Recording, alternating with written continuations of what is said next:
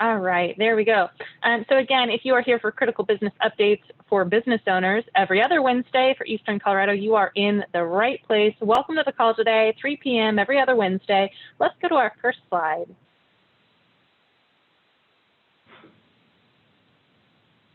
I'd like to thank all of our sponsors for the call.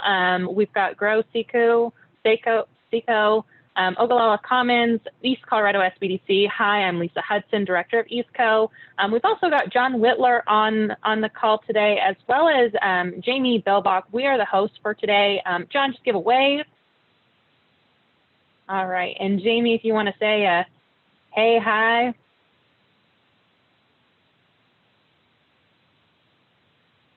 All right. We also would like to thank Startup Colorado, the Colorado Office of Economic Development and International Trade, the Northwest SBDC, the Telluride Foundation, and the Civic Canopy. Next slide, please. We have a jam-packed agenda today, so we are going to kick right into it. Today, we are going to be covering an update on the Triple P. We have a national perspective on consumer trends. We have a local perspective panel, and then we're going to wrap it up with a Q&A. Now, before I introduce our first speaker for the day, I would like to remind everyone, if you have questions as we're going through all this, it's going to be a lot of information. Please utilize that Q&A chat box. We are accepting all questions through there, and we'll be answering those during the presentation. And then at the end, as long as we do have time, we will answer some of those live as well. But please utilize that Q&A chat box. Next slide. Without further ado, I'd like to introduce our first presenter for the day, Rick Whipple. He is with Whipplewood CPAs. I'm going to go ahead and pass it off to you, Rick, and the slide deck is yours. Okay, thank you so much, Lisa. So I'm Rick Whipple. I'm the managing partner of Whipplewood CPAs, the firm I founded.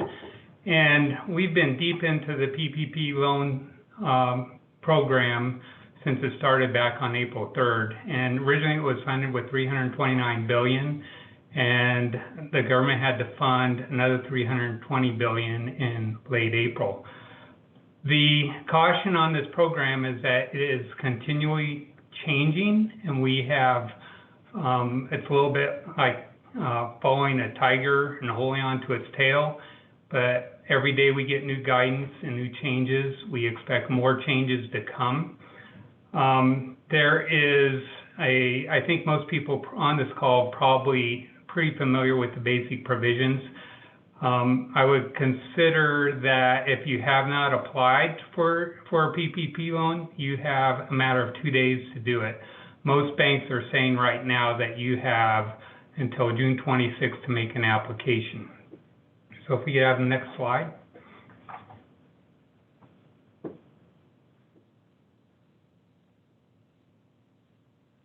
Next. Keep going. Let's stop right there. So how do you get one of these loans? The best thing to do is if you have a relationship with a bank and they are providing these loans is go straight to your bank. And for most of our clients, we find that the bank can help you. A good other place in Colorado is the Colorado Lending Source. They're experts on SBA loans. They have funding for PPP loans, and they also have some various other funding. There's a few other places that you can go to, PayPal, Cabbage. There's a local person in town who represents Lendio, and they can line you up with a couple other community lenders. If your bank does not offer these loans, some community banks will do these loans for you, and they'll, if you're willing to move your business over to them. Next slide.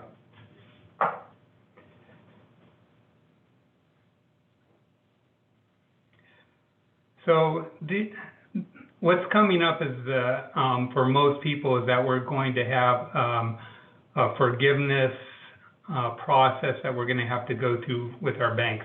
We expect that most banks will have this done online.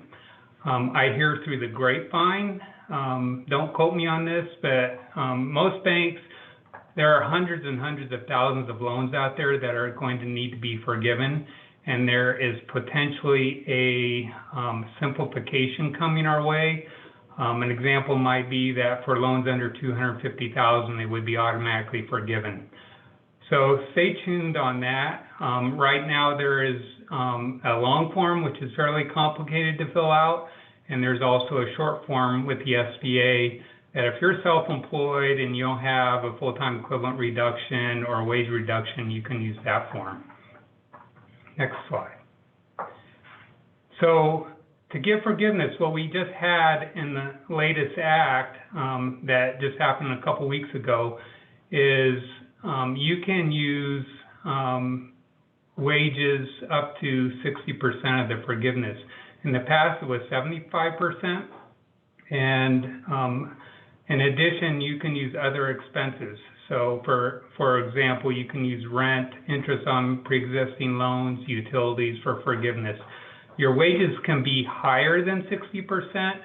If they are less than 60%, there's a proportional reduction in the forgiveness. For example, say your loan was $100,000 and you had $50,000 worth of wages, then the proportional reduction in the potential loan forgiveness would be $83,000. I can cover the math for that for you if you're interested. So next slide. What else has happened in the latest rule is that they've extended the weeks that you can use wages, weeks that you can use for forgiveness in the amount of wages that you pay. So it used to be a cutoff of 8 weeks. Now we can use 24 weeks. The forgiveness has to be done by the end of the year, so December 31st. And so it makes sense. So we have no loans can be given after June 30th. We have forgiveness of 24 weeks, approximately 6 months. And so then this program will be pretty much done by December 31st. You can pick any interim period between 8 weeks and 24 weeks. I would caution that there may be some interesting decisions to be made about when you want to do the cutoff. It may have to do with what your full-time equivalents are. It may have to be about restoration of wages. There are a bunch of issues and some complications there. So next slide. One thing to consider is that if you have a reduction of full-time equivalents, then that may reduce your loan forgiveness. There are some exceptions for that, and so be aware of these exceptions. I have them listed there, and you'll probably need some help with trying to figure those things out, because us at this firm, we're so working hard with our clients to figure those exceptions out. Next slide. Let's keep going for one more. Okay, so I would like to bring up we missed a slide on the employee retention credit. Don't forget the employee retention credit. If you decide not to take a PPP loan, or you have enough wages that you can get the full PPP loan forgiven, there's also the employee retention credit out there. And the one thing that I see many businesses are missing out on are these EIDL loans, the Economic Injury Disaster Loan. Many people applied for these loans, and you can do that through the SBA website. Many people applied for them, and they've gotten amounts from $1,000 to $10,000. Be aware that is not the end of that loan. That is just the grant portion of that loan. Make sure you're watching your emails or log into the SBA website, because I've been seeing clients that had originally received $10,000 and went back and checked, and they were approved for $150,000. These loans are paid back with 1 year of no interest, and then 30-year payback, 30-year amortization, 30-year payback at 3.75% interest rate. Lastly, I would like to say, be really considerate about your ability to stay in business with these loans. There may be some personal issues about personal liabilities. If you if you are struggling to stay in business and you take one of these loans, there may be circumstances where you can be personally liable and you still have to pay back the loans. So I would want to understand that. If you are in the business that maybe has some deep regulations, maybe the financial investment advisory business, you may want to consider whether or not you take these loans. It may have some effect on how you report to your clients and to the regulatory groups. So next slide.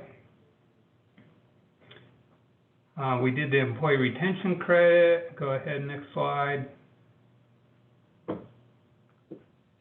And so here are some resources. This is where you can go to get the forgiveness application, both the short form and the long form, and also the website where you can go apply for the EIDL loans.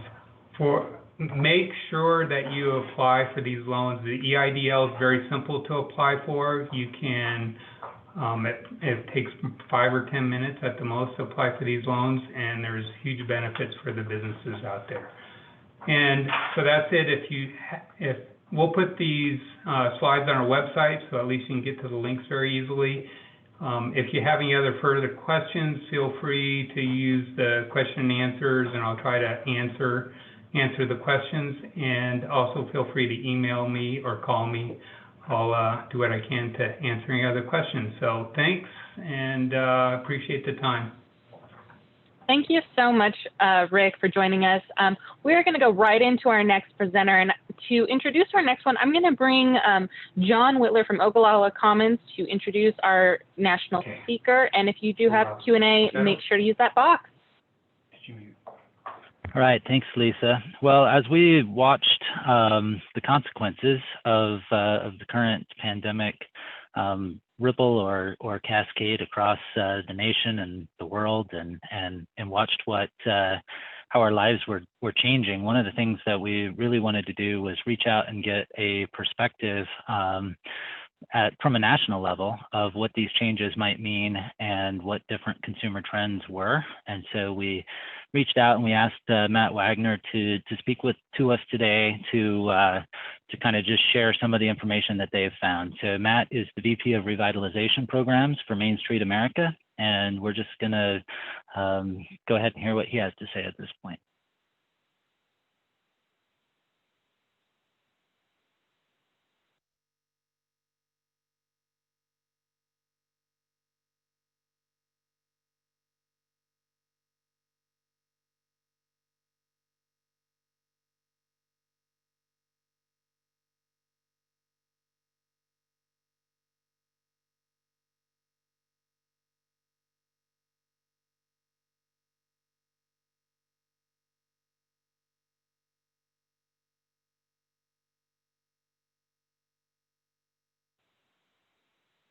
All right, so while we get that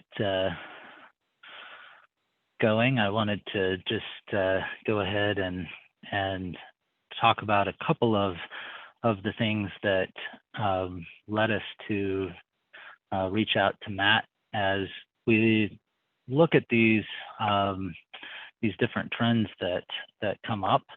One of the things that we tend to do is we tend to see what's right in front of our face and kind of miss what is available from a larger perspective. And so we wanted to make sure that we would get that and bring that in to have then the folks who are joining us in the later panel be able to react to that and be able to show have a local reaction and local perspective on some of these things that we're seeing at a national level. So we're going to try that again. Good afternoon, everyone. Thanks for joining the conversation this afternoon around trends in COVID-19 recovery and perhaps how that might shape rural towns and small businesses as we look towards recovery. I just want to thank the folks at Startup Colorado for having me on. My name is Matt Wagner. I'm the Vice President of Revitalization Programs at Main Street America. We have the privilege of working all across the country on a variety of downtown and urban district revitalization initiatives. And so rural is something that's a very part of our DNA. About 85% of our 1,600 programs across the U.S. Are in rural communities. And so just very appreciative to be able to talk about some of the things that we're seeing, frankly, across the country, but also just a recognition that there are a number of sort of macro trends that are influencing how we think about recovery. Just in terms of the current state out there, what's been talked about in a pandemic, and any other big sort of downturn, change in society or the economy, is that things that were happening prior that may have been viewed as trends typically will accelerate during a period of time like this. So you think about just like e-commerce as a complete example, where e-commerce was growing about 15% annually. You can anticipate that greatly accelerate, as we all know, through this process, and that will likely continue, even though there might be structurally some pullback once we have more reopening across the country. And I think part of that is just in thinking about how does recovery look for small businesses and rural communities is, what's temporary and what's permanent. How do we juggle things like the economy versus health? We all want to be open, but how do we balance sort of this new norm, perhaps until a vaccine is found? The other thing that we're seeing across the U.S. is that, there's still a lot of uncertainty, whether it's individual consumers or businesses, and certainly civic and government institutions kind of operating within the gray. And I think during that time, what that calls for is this: we just have to be extremely agile. We have to be entrepreneurial thinkers. Speed, change is happening so quickly that we also need speed, and I think just a willingness to accept some failure. We're going to make mistakes in a recovery situation, but sort of fail fast and come back out with your own full form of version 2.1. And then finally, it's just that, reopen and thus recovery is going to look different. There's a lot of sort of local, hyper-local variables at play. And although I'm going to be speaking more towards national trends, just recognizing that what's happening locally is really critical to the recovery situation. In terms of consumer drivers that we're seeing out there, I think the first thing to understand is that, it takes a certain amount of time for us to form new habits. And by understanding that, we can figure out things that might be temporary and things that might be more sort of part of a new norm situation. Research suggests that's about 66 days. And whether that's a range of 18 to 264, as you see on my screen, what we do know is most of us have been in a stay-at-home situation across the country for about 3 months. And so it is likely that some of this has become, new habits in terms of the ways that we work, perhaps how we think about shopping. Certainly, if you look at the stock market, things like Amazon and Walmart and Costco have all seen, really high stock valuations. Apple as well, things technology associated with how we work. And so it's likely that those kinds of things will continue, albeit there might be some pullback as people go out and shop differently. Certainly, we've become used to more delivery and pickup, even for groceries, that I think many thought, oh, that'll never happen. But it has. There's more of a yearning for nature and outdoors if we spent so much time inside. We're definitely learning to cook more. Last year in 2019 was the biggest year for food away from home, which was your restaurants and bars, and that actually exceeded grocery store sales for the first time ever. And that's certainly probably swung back, at least temporarily. We're hearing more about tourism shifts, more staycations, more trips by car instead of taking an airplane, maybe more Airbnb in rural areas. Is that yearning to get away from maybe dense urban environments as a potential for a second wave is being discussed. More rush to rural. I'll speak to that in just a little bit. People are already in their vacation homes, and tourism economies are wondering, will they go back or will they stay and work more remotely? And then finally, I think there's just a lot of self-sufficiency happening as people are thinking about food resources, planting their gardens, more frugalism. This commonly happens in large economic downturns, and we'll see how sort of sticky that is going forward. one of the biggest things that I think that we all need to consider is that in a recovery situation, there's the consumer side, which is really important to understand, but there's also the employees and the small business owners, and we're all human. And so the psychology of how we feel about safety, our comfort level with shopping or going to an event is really important to understand.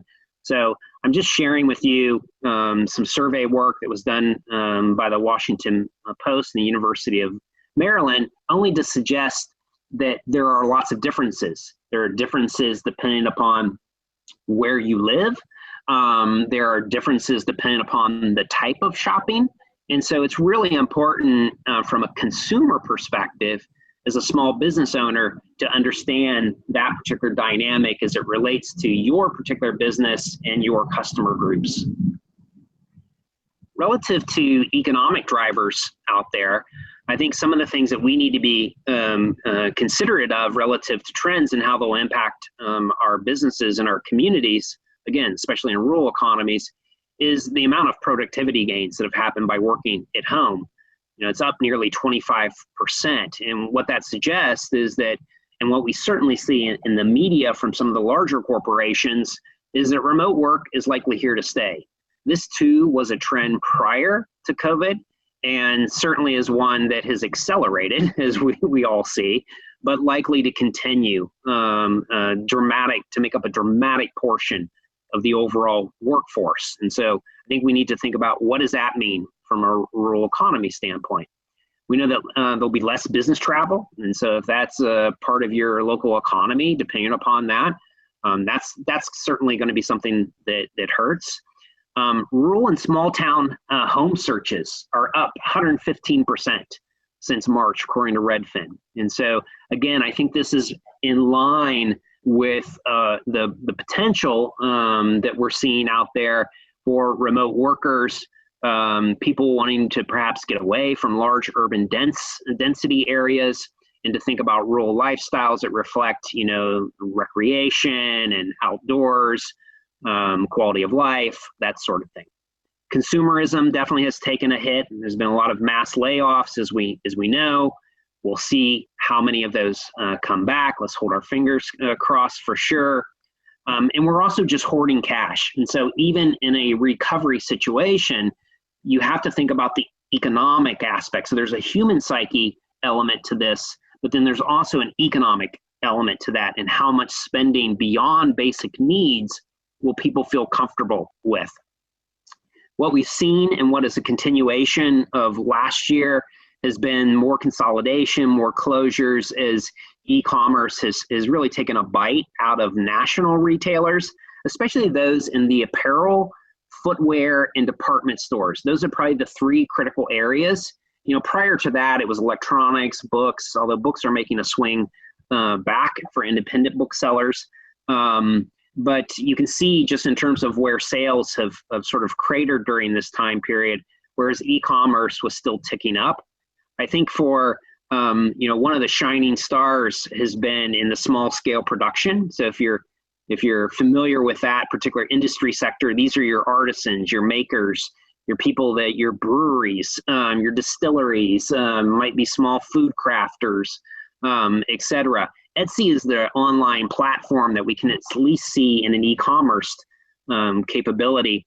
And in that, they were up 27% in March over the previous March, which I think is really interesting, and only suggests for small bricks and mortar retailers along a main street in a small town, is that unique experiential is still a selling point with consumers. And that's what we're seeing with an Etsy platform that's far exceeding traditional e-commerce platforms. So how do we think about the impacts then of some of these trends on our small businesses and rural economies? I spoke a little bit about remote work and how many, even prior, you know, more rural states like Vermont and Maine, were looking at this as an opportunity to recruit talent back versus sort of, you know, traditional manufacturing, smokestack chasing. I think that is a great opportunity to build off of in a recovery situation. There's going to be a good portion of the workforce that will not go back to a traditional office setting, and they will have latitude to live in different parts. I think the critical elements is whether or not you have the cell and transportation infrastructure that they may be needing, and certainly, internet infrastructure, and then housing diversity. A lot of our small towns are sort of, more so in the single family, and I think we need to move beyond that into apartments and that sort of thing that will meet that lifestyle consideration. Also, some additional trends and how that might impact particularly small businesses. I think this is a great opportunity to sort of rethink business models that in thinking through, what will remain as permanent, like we saw with many restaurants that were doing delivery and pickup service that perhaps never offered that in the past. Our survey work, our first national survey, which went out and was answered by 6,000 small businesses, all less than 20 employees, demonstrated that e-commerce was an element that 66% of those small businesses didn't have as a part of their overall business model. And so I think there's a lot of shifting that we need to sort of soul searching as small business owners to look at. And I posted an example here of Euphoria Coffee that really turned to not only just roasting internally for their own customers, but doing some, third party, private labeling, doing more e-commerce distribution of packaged coffee. And then while they had always sold food inside their cafe, now making more prepared foods and takeaway, and that will probably remain rather sticky going forward. So just thinking through what's still relevant and where do you need to shift. Other impacts, if you are developing, if you're a small rural community, and let's face it, many of our rural communities, certainly have perhaps limited resources to spend or capacity. And so we have to be very strategic and certainly thoughtful around how do we help our business community in a recovery situation. What I would urge is, even though much of our survey work is spotting and highlighting needs, whether it's social media, e-commerce, just helping through technical assistance with business model shifts, that we need to be flexible. Because between the first survey, that national survey that we did, and literally 6 weeks later when we followed up with a second small business survey, things had changed already. So I think flexibility, whether that's in training or grants that help small businesses with recovery, if you can be broad in those uses and functions versus narrow, like only for e-commerce work, I think you'll be better served in the long run because the needs are going to be quite varied. Like anything, when the pendulum swings, you may see,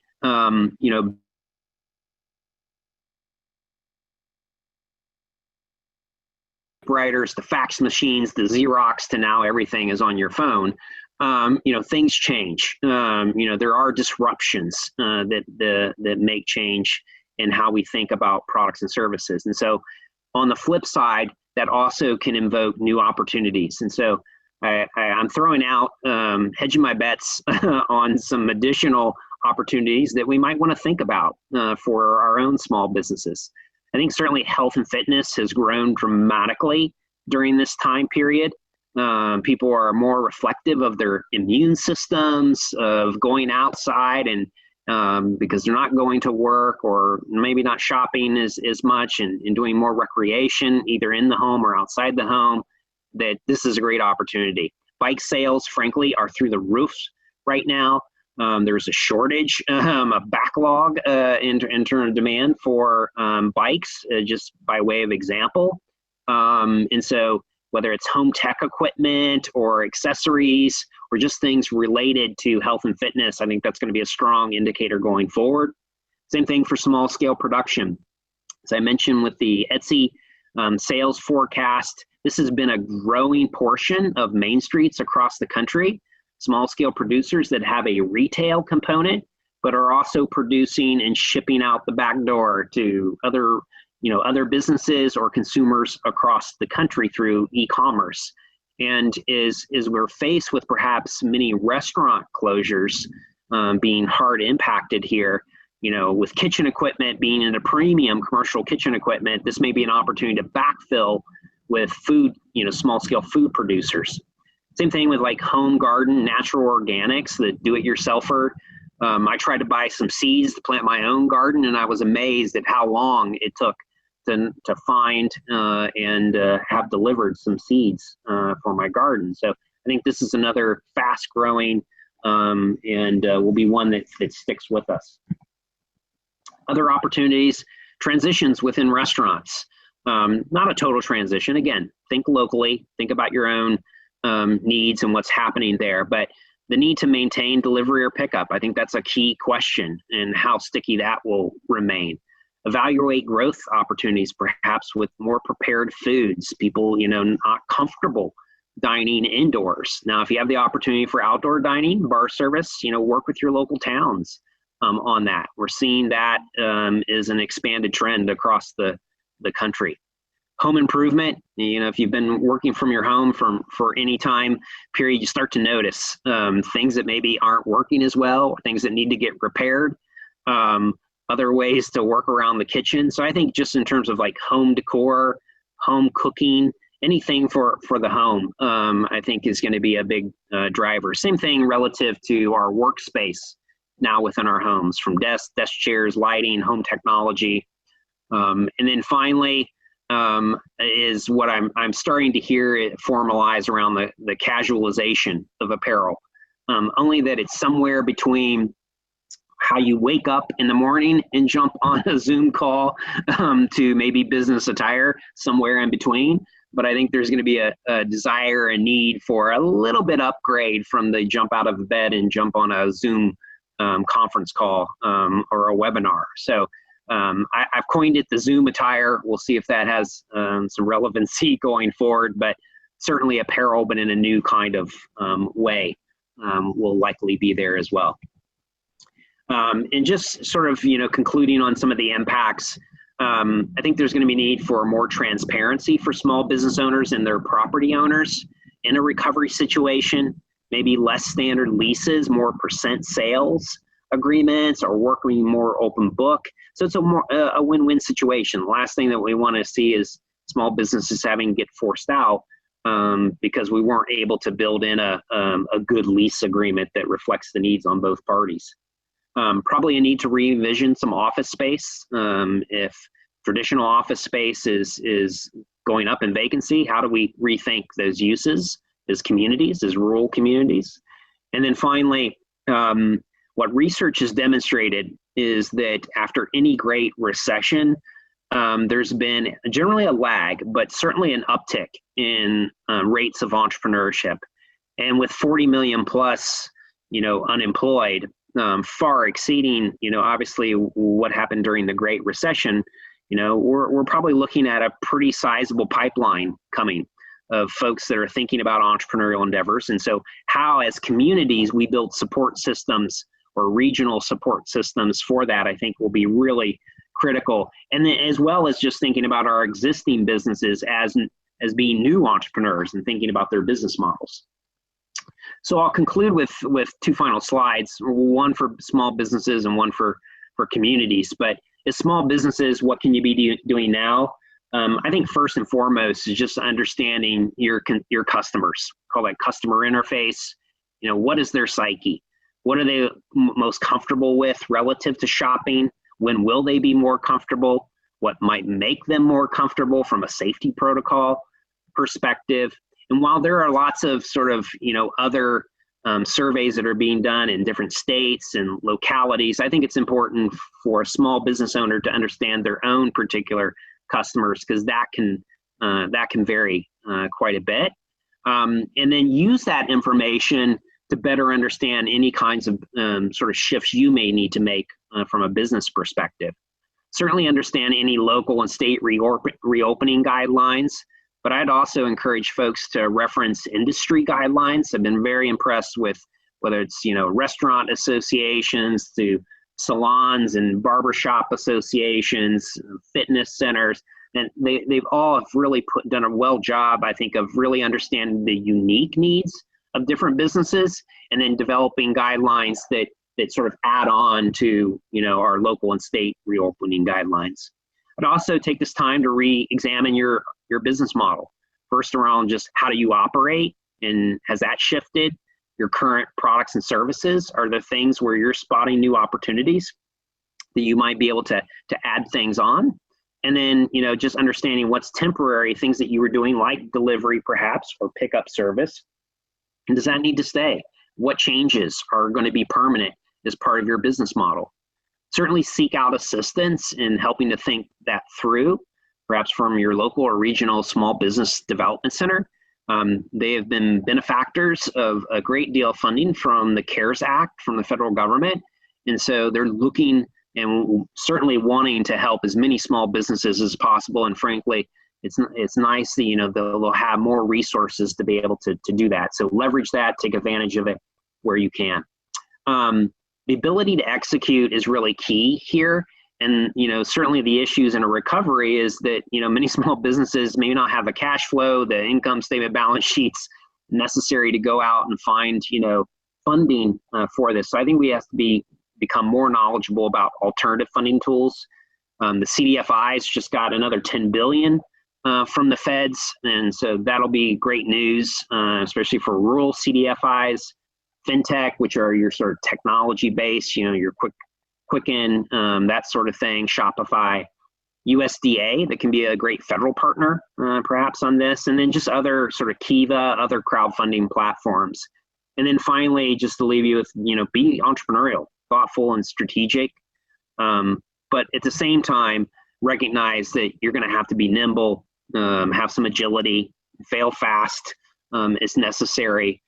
Take the time to experiment and test, and then consume other industry examples. Look and see what other folks are doing across the country in your similar industry, or sort of adjacent industries where you can learn from those and then adapt them to your own sort of retail sector.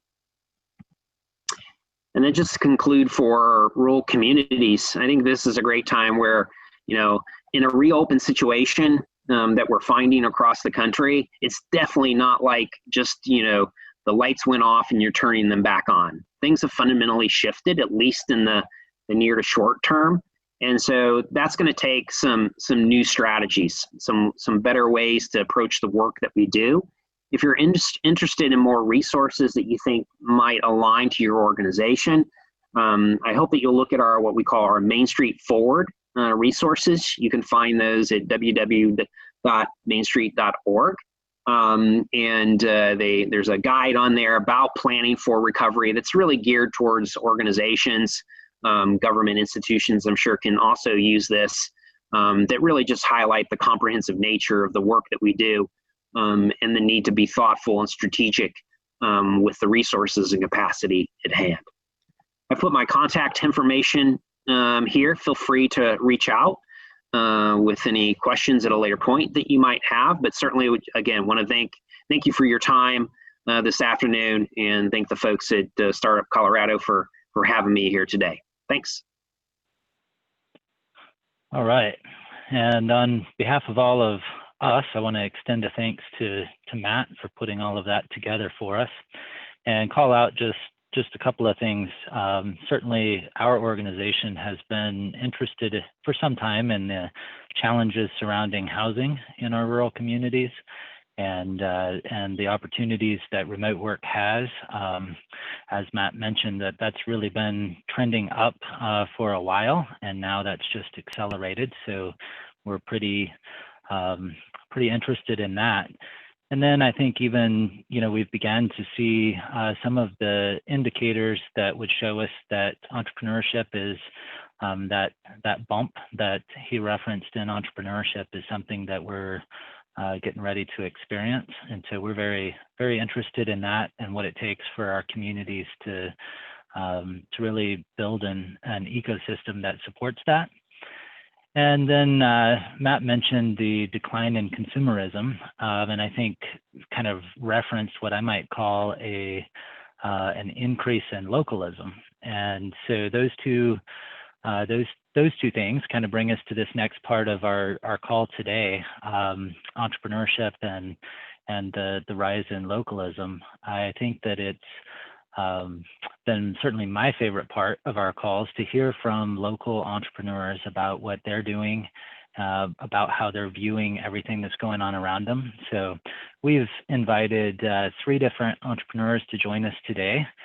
We've got Carlin Walsh from Elevation Beer Company, Rick Robbins from Colorado Mills in Lamar, and Jesse Klein and Jaron from the Klein Makerspace.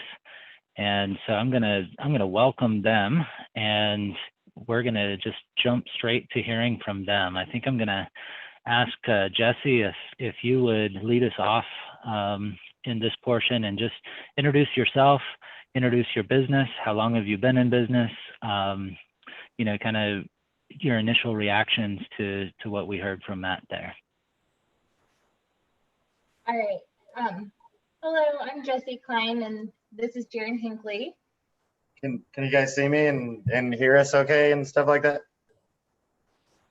We got you loud and clear. Right on. Right on. Well, yeah, we started Klein Makerspace. To keep the Genesis story short and sweet, basically what happened was I started another business about 3 years ago, Barn Owl Drone Services, and we provide data and information to farmers to help them lever their current resources into better profitability. And really the goal of that business is to help farmers get more sleep, tell their story a little bit better. But we started working on some weeding robots and stuff like that. So I got 3D printer and started printing some stuff. And Jessie's so wonderful. She got me a second 3D printer for Valentine's Day. And then shortly after that, the COVID struck, and the whole nation was virtually crippled, right? So we started to see, the supply chain couldn't keep up, and the maker community internationally really stepped up, started producing models for PPE production that was it was tested, it was found sufficient in a lot of cases. It was actually found a little bit better than what traditional manufacturing was putting together. And so we started 3D printing face shields, the halos, and we put a little clear plastic cover on it. And so yeah, that's kind of how we got started. We initially just started talking to the hospital in La Junta, and they said they'd definitely take some, and then it kind of snowballed from there. And at the end of the day, we delivered 2,200, 2,500, 3,000 face shields to Southeast and Southern Colorado. So that was,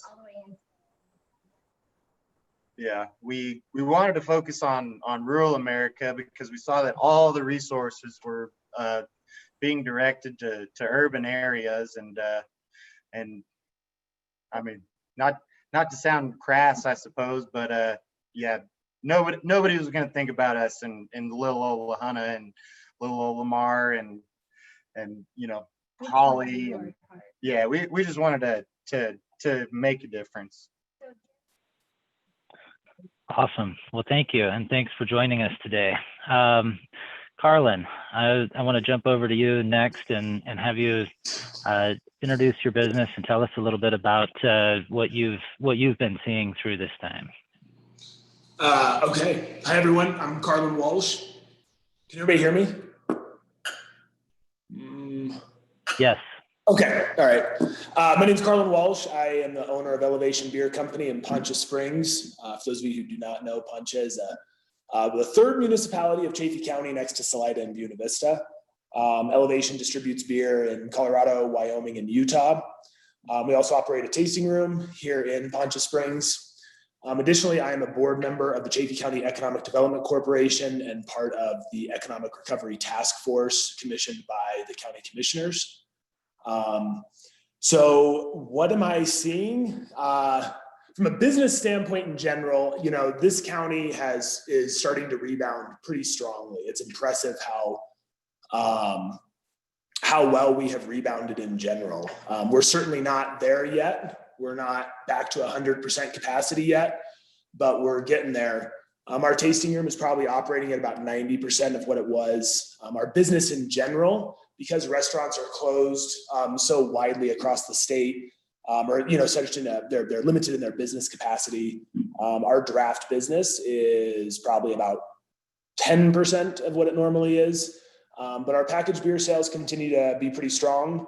We also do a little bit of online beer sales. I think, as we talk about consumer trends, that's where we're really going to have to key in as manufacturers and suppliers, is what is going to happen with online sales, especially where it's prohibited. So alcohol, you cannot sell online in the traditional sense. It's more complicated, essentially. And what is going to happen? We've let a genie out of the bottle in letting restaurants do booze to go, and we've let a genie out of the bottle in having alcohol delivered by manufacturers. And I think that these are going to be trends that are really hard for us to go back to. And even though legislation may force us back into those former trends of not being able to have alcohol delivered, or not being able to order it online, or not being able to get it to go from a restaurant, I think that consumers are going to speak over the next couple of years. And I think we're going to start to see some pretty significant shifts in how we are consuming and purchasing alcohol. On the tourism note, Chaffee County is folks are antsy. They are ready to get out and go play outside. They're ready to get out of their homes, their suburban neighborhoods, their urban neighborhoods. Even when we had restrictions on visitors in the county, this county was busy. And it's just gotten busier and busier. It's great to see people up here. It is concerning. The general consensus from my cohorts in the business community is everybody's seeing a mixed bag of people being compliant with the requirements of wearing a mask, hand sanitizing, staying 6 feet away. So, obviously I hope that everything continues in a positive direction, but it is somewhat concerning to see. I would roughly say about 50% of people are not compliant with the requirements. So that is definitely a concern that I've been watching.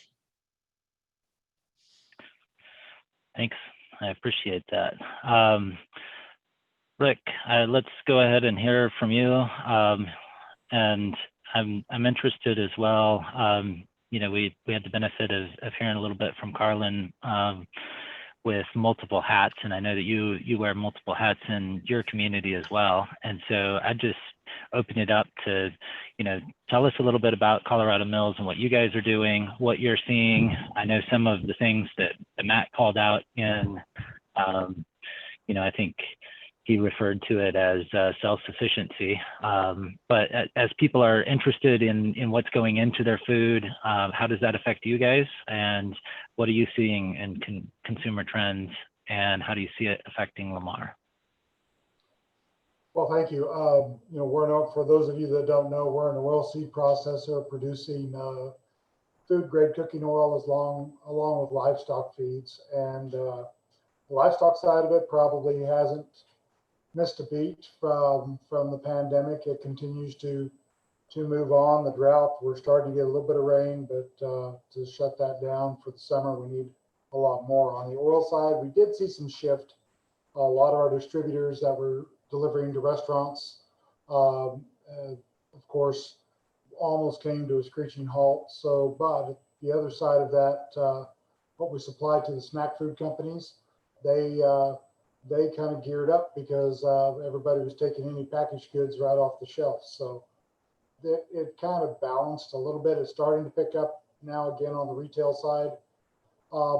When we look at, and something that has been talked about through this entirety that I've watched, we talk about the customer psyche and what they're thinking about. Those of us that are run businesses, we really have to look at our employee psyche. We kept through it. We were an essential company, 40-some employees, and I don't know which is scarier, being at home locked up for 60 days watching whichever channel of gloom and doom you want to pick, or or getting dressed and going to work every day, being concerned about what you might be exposing yourself and your families to. While we're doing all this, trying to get our customers, don't forget about those people that even though you're paying them an hourly wage, they need a little bit more self-assurance. We were putting out at times some weekly flyers to them, just reminding them the things they needed to do, thanking them for the job that they're doing, keeping them not being scared, because you had every side of that as they talk people not complying, don't want to follow the rules. And you had the other people that were almost scared to get out of bed. So you really have to watch that closely.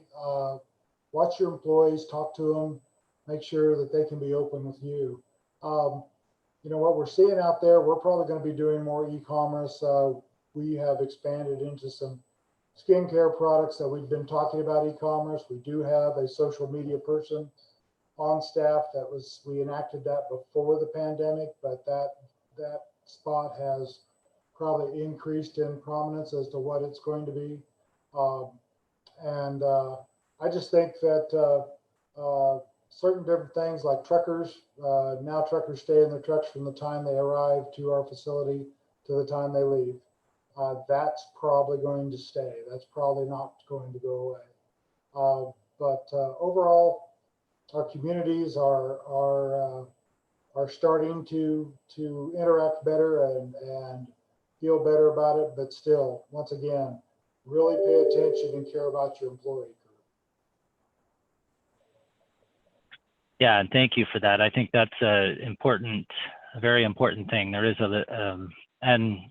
and those two don't run on parallel tracks necessarily. They're layered on top of one another. How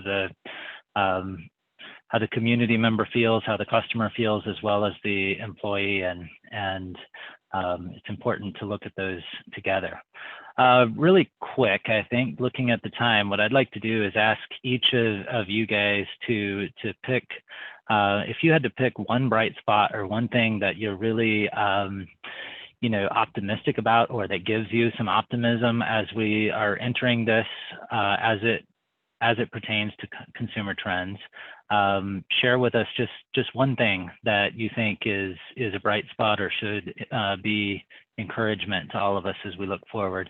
And let's just kind of take it in reverse order. Rick, I'll just have you go, and Carlin, you can jump in behind that, and then we'll be back to Jesse. I think one of the right things, especially for rural, and we talked a little bit about people looking at real estate and things like that being up. People are going to be in the urban areas, going to be looking at a map, and they're going to be seeing where the lower rates or incidences of this pandemic were. And, I think that fast, urban, tight congestion, there's going to be some people exit that. And we've, once again, working from home or working remotely, rural, Eastern Colorado especially is set up pretty well for broadband, and I really think we better be ready for that influx of people.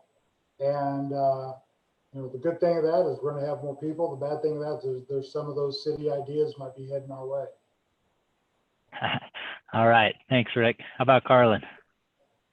I guess there's two bright spots. Putting my economic development corporation hat on, when I look at what we have accomplished in this county of 22,000 people, we have built some incredible capacity within our elected officials, within our town governments, and within our chambers and the EDC and the Salida Business Alliance and the Small Business Development Center.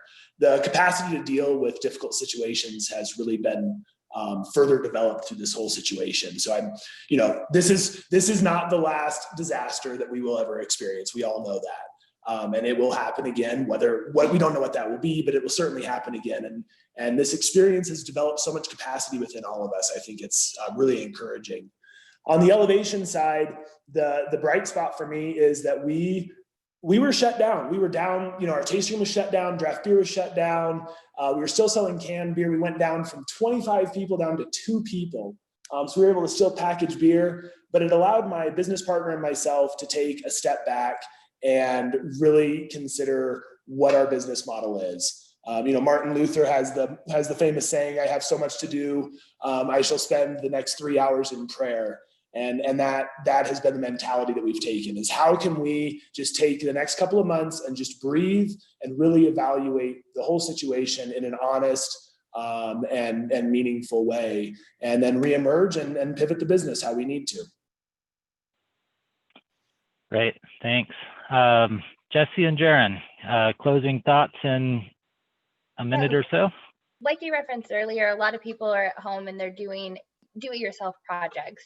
And that's something that the makerspace allows to come to life. It gives people somewhere that they can look forward to going to when all of the COVID stuff starts to wrap up and we're able to go out in public, and they can take their ideas and literally put it to life. You don't have to have your own CNC machine. You don't have to have your own 3D printers, glow forges, and everything that comes with a makerspace. It's somewhere where we can go and share resources and bring those ideas or creations to life.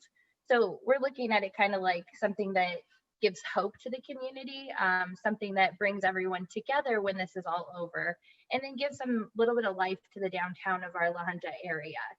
And the beauty of a makerspace is, if there is a second wave and there's another shortage, we have the ability to go back into manufacturing face shields to help our community and surrounding areas.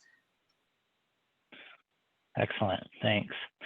At this point, I want to introduce Jamie, my colleague Jamie, to go ahead and close down, give a couple of the links, and just close down our call for this afternoon.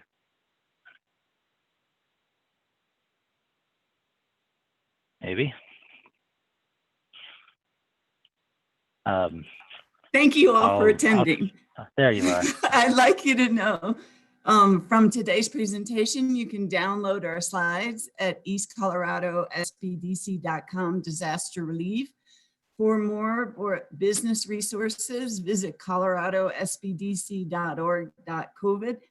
And I'd like to say that they have incredible funding resources, but also sorts of training tools.